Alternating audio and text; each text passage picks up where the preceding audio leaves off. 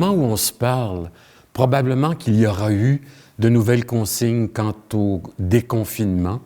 Alors, on ne sait pas, mais le projet de continuer d'un dimanche à l'autre et en reprise durant la semaine, c'est halte spirituelle, c'est comme le cadeau que nous recevons, que nous faisons pour dire j'ai besoin d'avoir de l'oxygène qui m'amène à l'intérieur. On parlait de l'importance de respirer, du souffle, avec cette capacité de nous laisser toucher, de nous laisser rejoindre par cette dimension profonde que Dieu est à l'œuvre. Je commence comme l'autre fois par un chant qui va chercher ce fond d'espérance qui est en nous. Et ça va avec les circonstances et la température. Nul hiver ne désespère qu'un printemps nouveau renaisse. Ainsi l'homme en sa misère qui attend que Dieu se dresse. Ce qui meurt en notre vie, Dieu lui offre sa tendresse. Nulle nuit ne s'éternise sans qu'un jour ne la remplace. Ainsi l'homme qui aiguise son désir du face à face, les ténèbres de nos vies, Dieu comme un soleil les chasse. Nulle vague ne s'étale sans qu'une autre ne la suive. Ainsi l'homme à qui Dieu parle sera sûr des sources vives.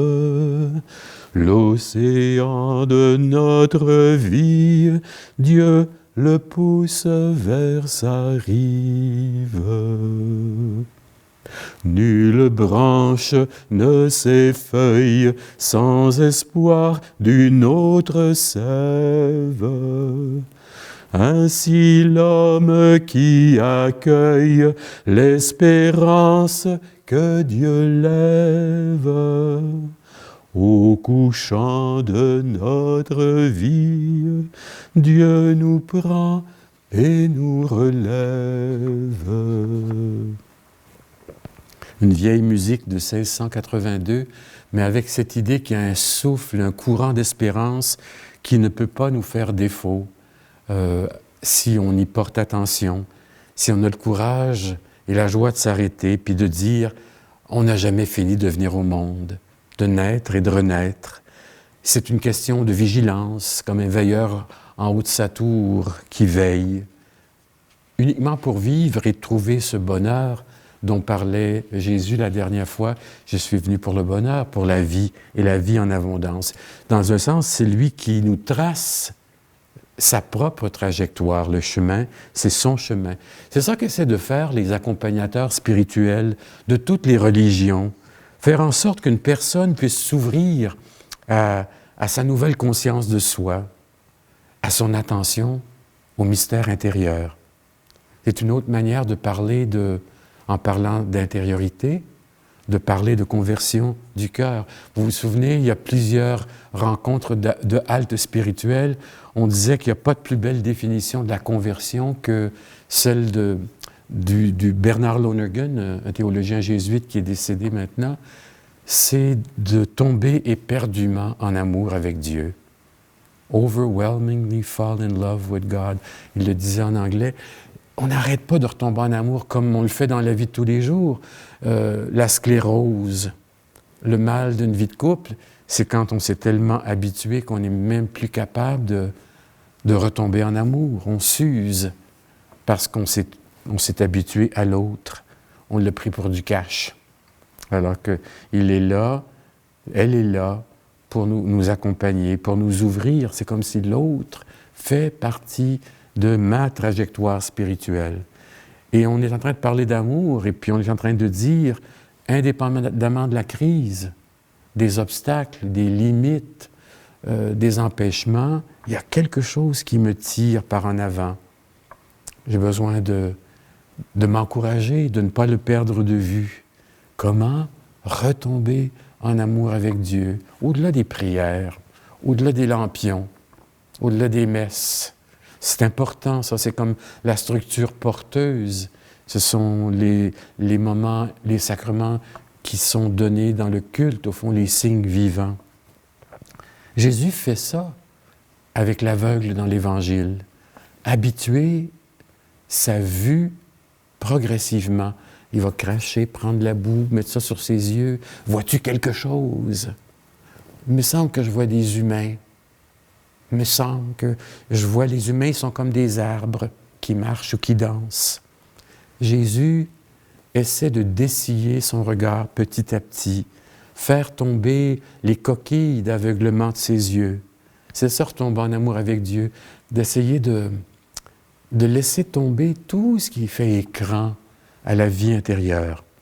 Affiner progressivement mon regard. L'aveugle a commencé à voir clairement, mais d'abord, ses yeux étaient embués comme quelqu'un qui a des cataractes et qui se fait opérer, puis tout d'un coup, avec la nouvelle lentille, on dit « Ah, j'ai plus besoin de lunettes, comme c'est clair, je voyais plus le pourtour des choses, je vois mieux les couleurs. » C'est ça la vie spirituelle, aiguiser le regard, puis essayer de voir ce que je voyais depuis le début de ma vie, de ma naissance, de voir autrement, de voir de façon meilleure, ouvrir mon cœur sur ce désir lancinant d'infini. Avant de le faire pour d'autres ou avec d'autres, j'ai besoin de le faire pour moi. Un aveugle ne peut pas conduire un autre aveugle, on le voit dans l'Évangile. Au plan spirituel, il faut qu'il y ait du monde autour de nous autres, des accoucheurs, des accoucheuses de désir, des gens qui sont là pour nous révéler à nous-mêmes, au désir. J'appellerais ça, moi, des ministres, des sages-femmes. Des personnes qui sont capables de nous faire accoucher, de nous faire renaître avec ou sans douleur. D'être capables de nous habituer à descendre intérieurement. Et il y en a, les acteurs de la vie spirituelle. Les religions, toutes les religions l'offrent. Dans la religion orthodoxe et orientale, on disait les pères et les mères du désert. On a quitté la ville, puis on allait les voir au désert, puis on disait « Abba Antoine ». Que c'est ça, prier?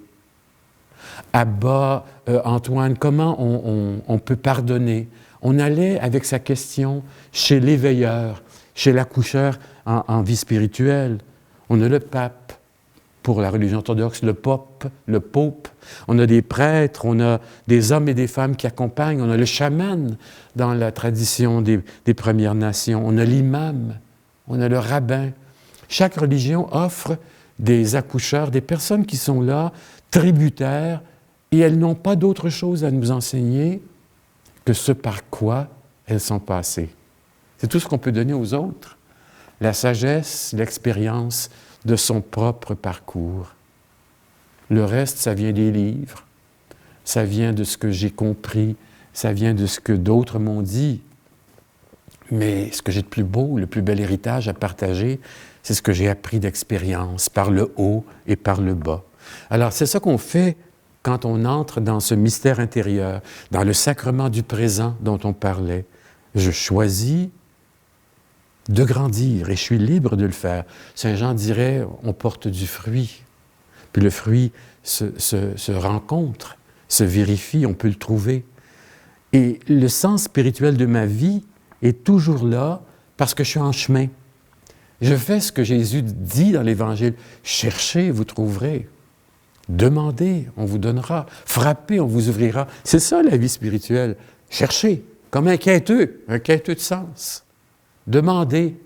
Je ne peux pas passer mon temps à demander des affaires à Dieu. Je veux gagner à la loterie.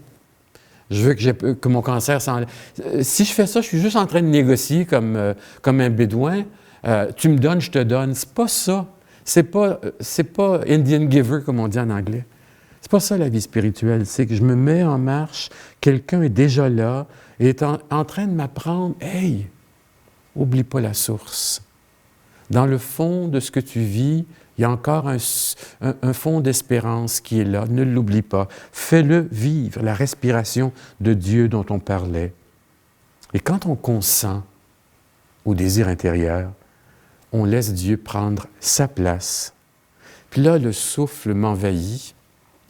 Ça fait donc du bien quand on a fait un exercice physique, du ski de fond, ou marcher beaucoup, ou même faire la course, et qu'on retrouve par une bonne respiration, une bonne cadence, ce souffle régulier intérieur, comme dans le yoga, au fond. On a l'impression que les poumons ne sont jamais assez grands pour tout emmagasiner. C'est ça, je ne peux plus reculer, je ne peux plus empêcher Dieu d'être Dieu quand je le fais. Il suffit de l'avoir éprouvé une fois pour avoir la joie de revenir, de dire « Hé, j'aimerais donc ça revivre tel moment de ma vie, c'était si fort. » Une autre réalité qui fait partie, puis pour moi c'est clé, à chacun son chemin.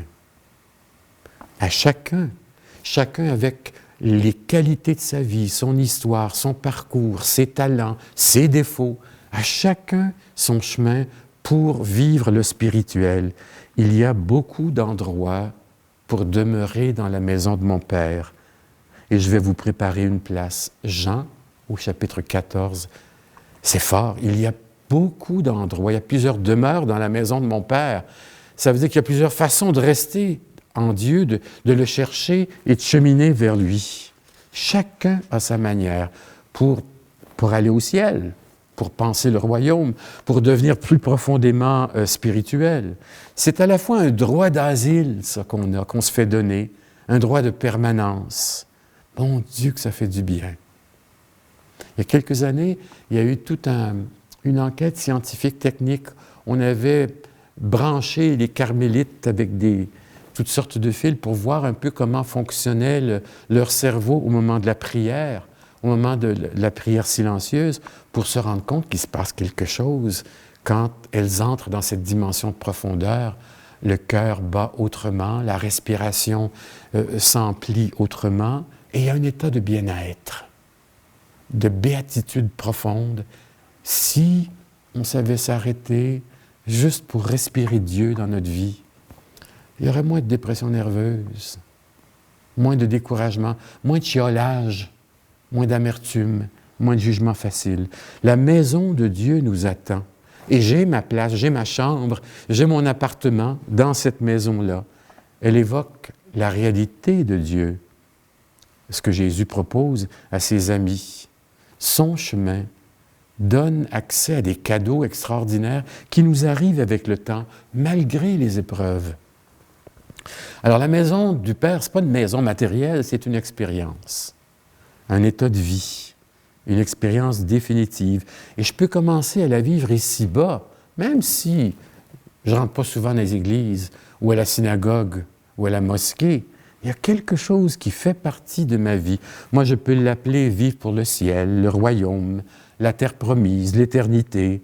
Il y a des gens qui vont dire « Oh, je ne crois pas à ça, mais je crois à l'autre dimension, l'infini, l'absolu. » Et je parlais du langage des AA, le grand boss en haut.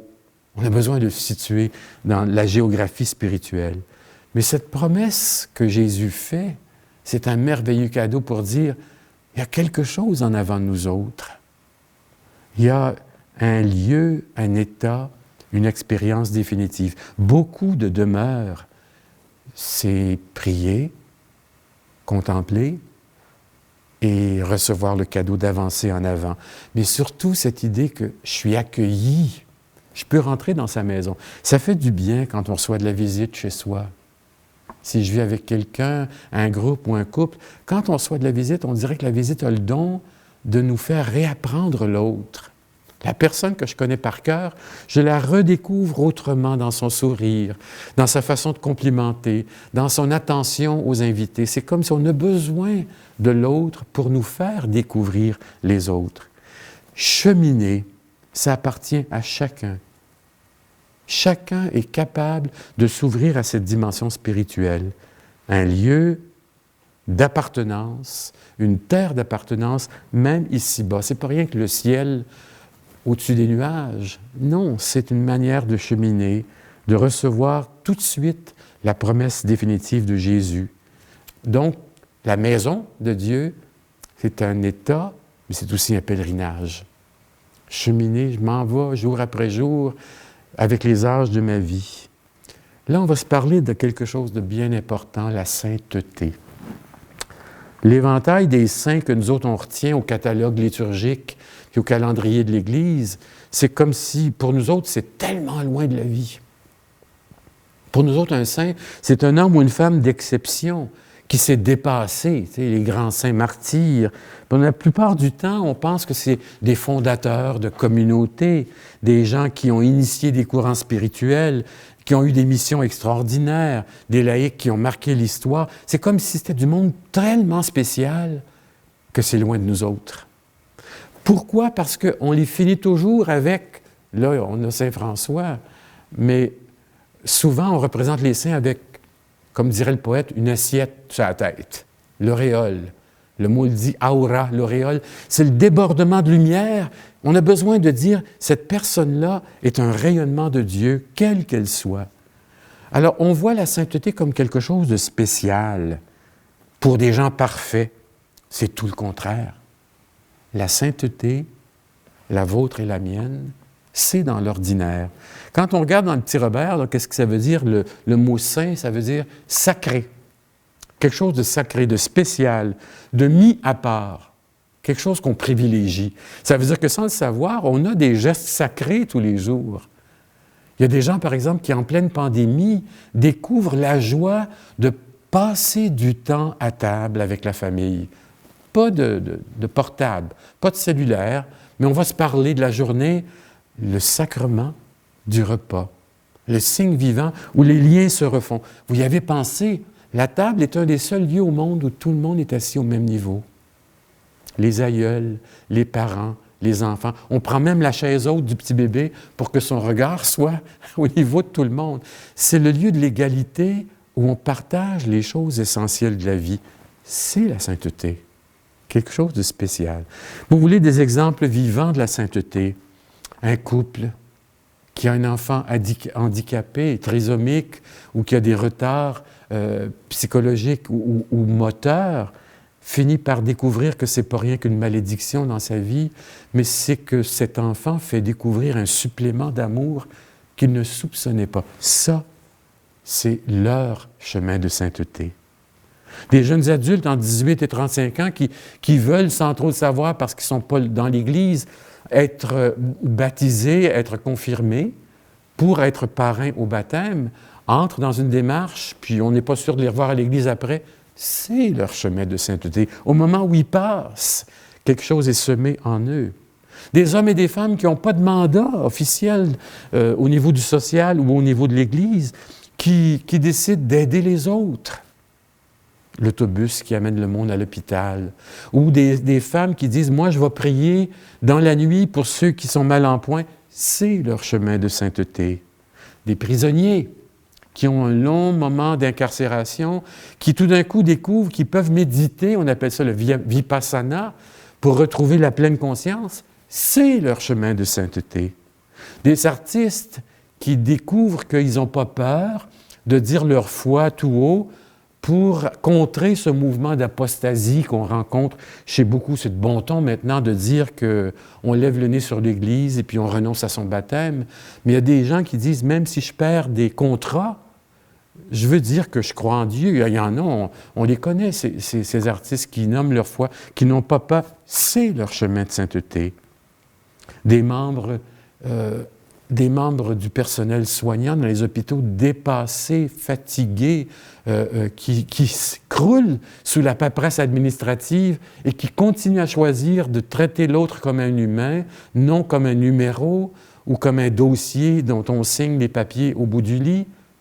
C'est leur chemin de sainteté. Des intervenants sociaux qui luttent contre un système économique où il n'y a plus de place pour les droits des petits, puis on leur enlève la dignité, et qui sont là pour dire il faut des alternatives au logement, à la nourriture, il faut qu'il y ait une place pour accueillir et aider les personnes dans la défense de leurs droits, même s'ils ne réclament pas de Jésus-Christ, c'est leur chemin de sainteté. Des hommes et des femmes qui décident de méditer en groupe, soit dans des temples, dans des chapelles, pour dire on va être ensemble pour faire silence, pour se taire. C'est leur chemin de sainteté. des vieillards en résidence de personnes âgées ou en CHSLD qui sont plus visités, qui sont laissés dans leur coqueron à regarder et à consommer la télévision. Et certains sont là au portique, assis, et vous font un grand sourire quand vous entrez, même avec votre masque. Et tout ce qu'ils ont à donner, c'est leur chemin de sainteté, c'est ce sourire.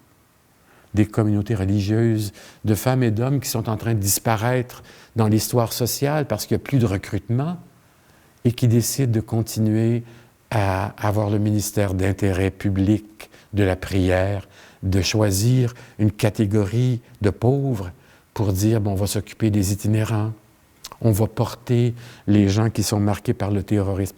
On pourrait continuer la litanie des chemins de sainteté qui sont là. Nous autres, ils sont dans l'ordinaire, ils sont là, ils font partie de ce qu'il y a de plus simple, de plus apparemment banal, des chemins personnels ou collectifs, dont je me rends responsable. Pourquoi? Jésus a promis la vie ici-bas. Et c'est ça que Jésus fait. Il ne parle pas par cœur. Il fait ce qu'il dit si fort aux autres. Jésus passe son temps à sortir la religion et dire « elle n'est pas rien qu'encarcanée dans la synagogue ». Jésus passe sa vie sur des chemins de vie ordinaires, dans les maisons de gens riches, dans des maisons de gens pauvres, sur les portiques des maisons, au bord du lac, en train de parler à des gens qui triment dur après la pêche.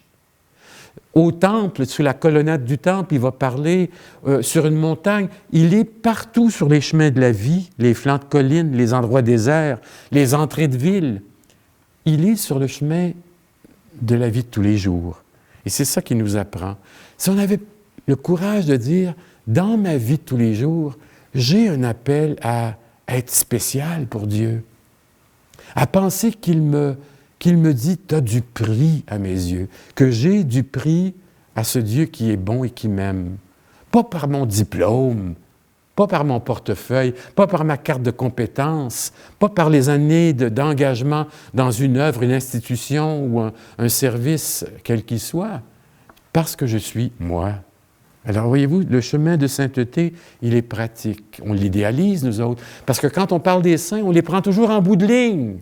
Saint François d'Assise, fêté le 4 octobre, c'est quand il a fini de sa vie. Mais on oublie de parler que Saint François a commencé par être un homme, un croyant, un frère, un disciple de Jésus-Christ et un saint. On oublie le pèlerinage qu'on a à faire.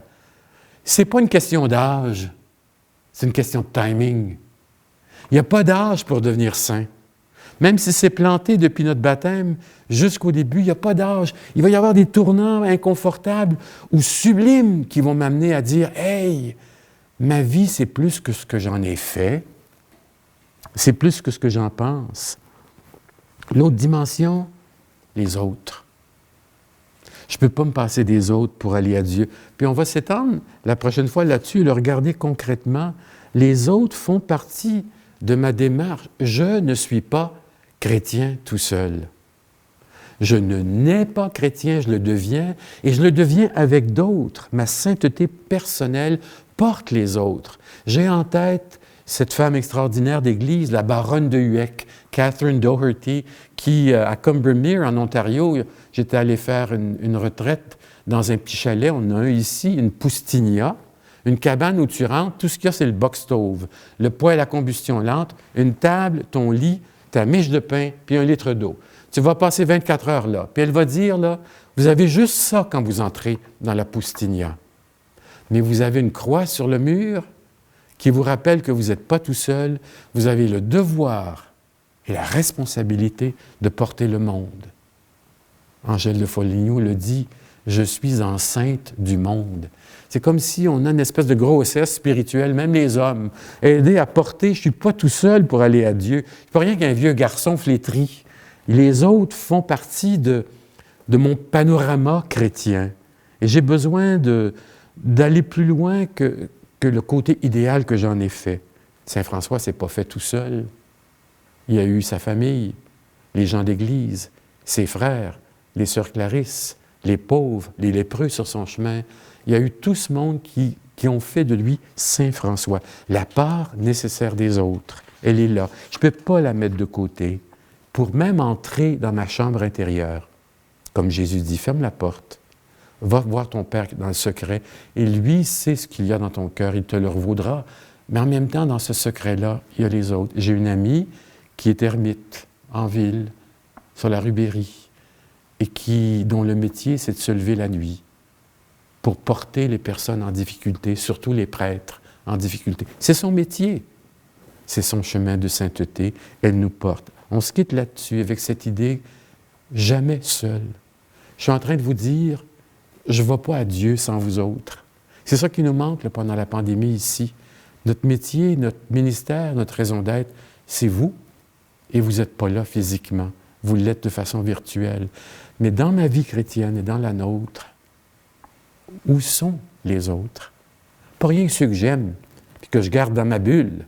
Où sont ceux que je porte? On se quitte là-dessus. On passe une bonne semaine en essayant de dire, est-ce que je peux porter le monde dans ma vie intérieure, dans ma chambre secrète? Bonne semaine.